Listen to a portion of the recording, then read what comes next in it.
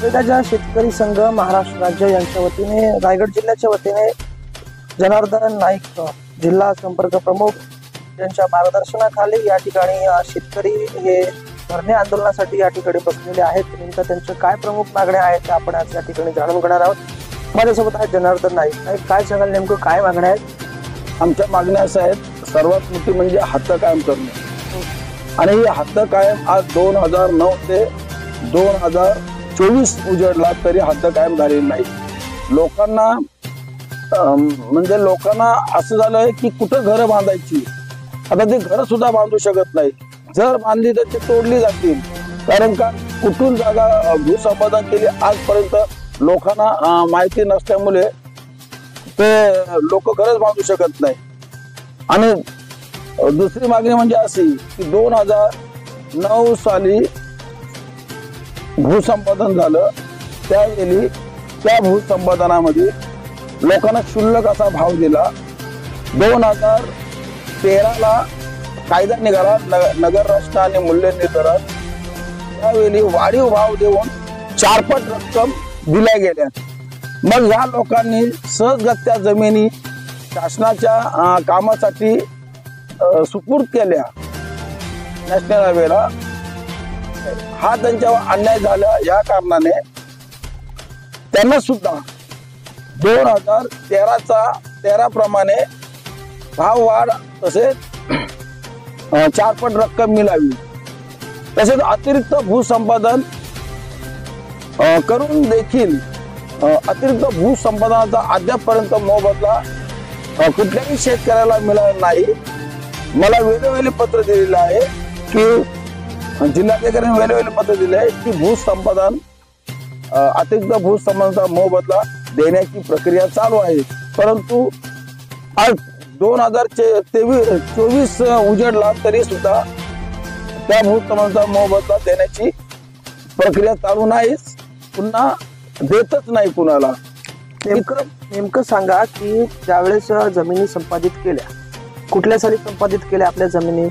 2011 साली 2011ला भूसंपादित जमिनी केल्या, शासनाने त्याचा मोबदला शेतकऱ्यांना दिलेला होता, बरोबर आहे? हो बरोबर। पण त्याच्यामध्ये आता आपली मागणी नेमकी काय आहे की तो जो मोबदला दिलेला आहे त्याच्यामध्ये वाढीव मोबदला तुम्हाला हवा आहे की अतिरिक्त अजून त्याच्यामध्ये 2011ला भूसंपादन केलं त्याच्यापेक्षा जास्त भूसंपादन पुन्हा शासनाने केलं का?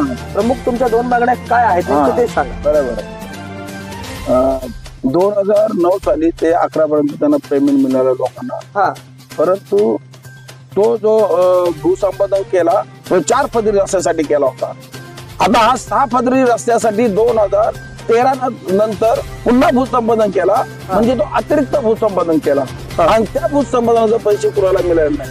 आणि 2009 साली जो भूसंपादन केला तो 11ला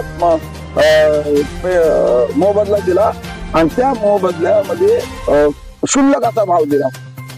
त्याच्यामुळं ह्या खऱ्या 2 मागण्या आहेत, लोकांना 4 पट रक्कम मिळाला पाहिजे। 2011 वाल्यांना जो अन्याय झालाय, तुम्ही शासन निर्णय बदला, तुम्ही कायदा बदला, पण 2009 वाल्या सुद्धा 2013 प्रमाणे मोबदला मिळावा, ह्या मागण्या माझ्या प्रमुख आहेत। धन्यवाद। हे होते जनार्दन नाईक, शेतकरी महाराष्ट्र संघाचे रायगड जिल्हा संपर्क संदेश जायकर सर, राजगड। हॅलो, आपल्यासोबत धामणचे आहेत, त्या आंदोलनाचे कार्यवाहक आहेत। काय सांगाल धामणचे जी? सर, आज जो आम्ही इथं जो उपस्थित जो पुकारलेला आहे, आमचे नेते आमचे जनार्दन नाईक साहेब उर्फ डॉन यांच्या मार्फत हे आम्ही आज उपोषण हे केलेलं आहे, चालू केलेलं आहे। या उपोषणाच्या मागण्या सर आमच्या एकच एवढ्या आहेत की 2011 पासून ते आजपर्यंत पहिल्या केसेस आमच्या चालू केल्या गेल्या, कमिशनरच्या ताब्यात दिल्या, कमिशनरकडे गेल्या, कमिशनर 2 ते 3 ते 4 वर्ष झाली कमिशनर आमच्या मागण्या कुठल्याही केसचा निकाल लावला गेला नाही। डायरेक्ट तिथून निघालं ते आम्हाला कलेक्टर साहेबांनी दिलं। कलेक्टर 1 कलेक्टर 2 कलेक्टर 3 कलेक्टर साहेब चेंज होऊन गेले।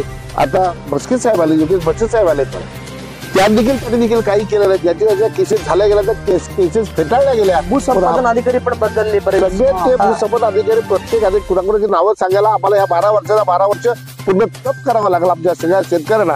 आज तुमच्यासमोर जेवढे शेतकरी असतात हे थोडे थोडे नक्कीच अजून तुम्हाला उद्यापासून 4 दिवसांनी इथं जी काही रांग पाहायला मिळेल ती वेगळीच असेल. पण मागण्या आमच्या महत्वाच्या आहेत. काही झालं तरी आम्हाला नाईक साहेबांच्या अधिपत्याखाली उद्या आम्हाला कुठल्याही पद्धतीत ह्या आम्हाला जो काडीबल मोबदला दिला गेलाय तो मोबदला आम्हाला एवढा नसून आम्हाला जो पुढे पुढे दिला मोबदला दिला गेलाय तेवढाच मोबदला आम्हाला शासनाने द्यावा ही आमची प्रमुख मागणी आहे. आणि वैशिष्ट्य म्हणजे आम्हाला ज्या जमिनी घेतल्यात आमचा जो प्रकल्प कसे दाखले दिले गेलेत आम्हाला सॉरी जागा घेतल्या आमच्या तो आम्हाला प्रकल्पग्रस्ताचे दाखले देखील आम्हाला पहिले मिळायला पाहिजे आमच्या शेतकऱ्यांना ही दुसरी मागणी आहे.